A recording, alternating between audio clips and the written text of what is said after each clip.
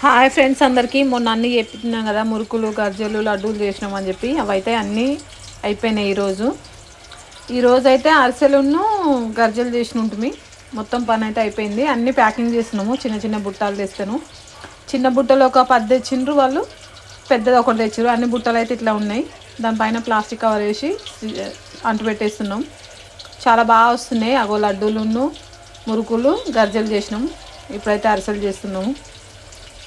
Packing కూడా చేసేస్తున్నాము. అమ్మాయికి ఇబ్బంది అవుతుందేమో అని చెప్పి అయితే పెద్ద గంపలనేమో మొత్తం మురుకులు నింపేసినాము.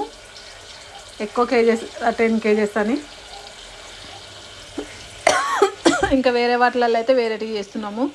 అన్నీ ఇలానే చేసినాము. ప్యాకింగ్ రోల్ కూడా తెచ్చింది అమ్మాయి. అయితే రోల్ చేసి మొత్తం చేసేస్తున్నాము. ఫ్రూట్స్కి ఏమో 5 గంపలు అలా పెట్టించినాయి. ఈ చిన్న చిన్న అన్నీ చేసేసినాము మేమే. చాలా బాగా వచ్చినాయి.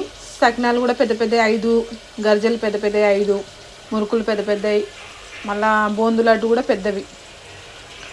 సారీ ఫంక్షన్ కదా, ఇవైతే నీట్గా అనిపిస్తాయి చేతిలో పట్టుకోనికైతే అని.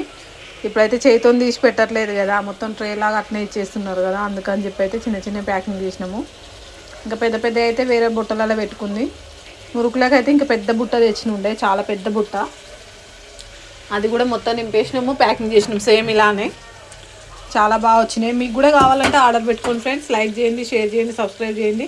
మేము కూడా అలానే ఒక ఫోటో కూడా దిగినాము. బాగుంటుంది, ఎలా ఉంటుందో చూద్దామని చెప్పి అయితే.